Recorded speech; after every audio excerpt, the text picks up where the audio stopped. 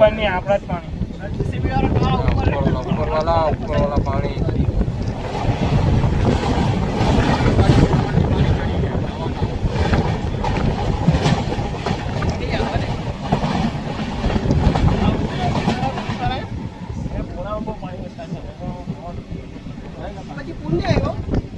ઉલટતા બાકી ગામમાં પાણી ડૂબી જવાનું